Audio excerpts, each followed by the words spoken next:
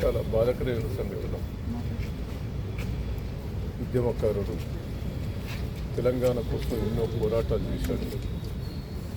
తెలంగాణ కోసం ప్రాణాలను తెగించి పనిచేశాడు.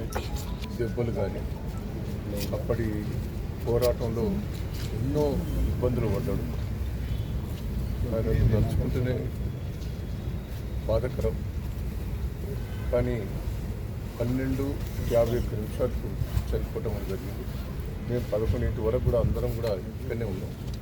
డాక్టర్లు దాదాపు ఇది ఇబ్బందికరమైన పరిస్థితి అని కూడా చెప్పడం కూడా జరిగింది. సరే మళ్ళీ తెల్లారి వరకు వస్తాం అనుకోకుండానే 12:51 వరకు చనిపోవడం జరిగింది. ఇప్పుడు 6 రోజులు పాపం డాక్టర్లు కానీ అందరూ కూడా కృషి చేశారు. ప్రతి ఒక్కరు కూడా భగవంతుని ప్రార్థించారు. బతికియాలి రాజకీయాలకు అతీతంగా కూడా పెద్దిగారు బతకాలి. మా వరంగల్ జిల్లాకు ముఖ్య నాయకుడు ఆయన. వాస్తవంగా అన్ని తీర్లా పోరాటం చేశాడు. జ్ఞానం ఉన్నది, అనుభవం ఉన్నది. ఆ నర్సంపేటను వరంగల్ డెవలప్మెంట్లో ఒక ప్రముఖ పాత్ర ఉన్నది. మన పోవటం ప్రతి ఒక్కరు బాధపడుతున్నారు. అందరి బాధకరం. ఎందుకంటే కొన్ని చిన్న సంఘటనలు జరగవచ్చు, కొన్ని ఇబ్బందికరమైన సంఘటనలు చేసింది ఆయన.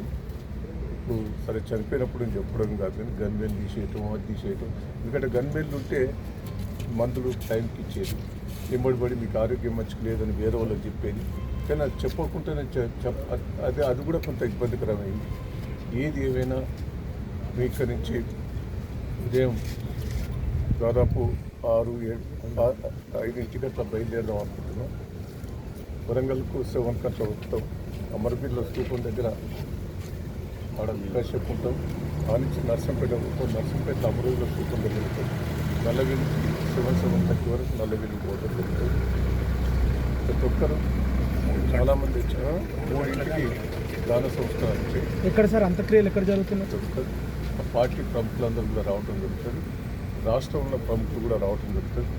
నర్సంపేట ప్రజలు కూడా పెద్ద ఎత్తున స్వాగతం చెప్పాలి. అంటే స్వాగతం అంటే బాధే, పాపం శివానికి గురించి తీసుకుపోవాలనేది. ఎందుకంటే ఆయన మీద ఉన్న ప్రేమల అభిమానాలు చూపెడుతున్నారు. ఏది ఏమైనా బాధాకరమైన ఈ సంఘటన.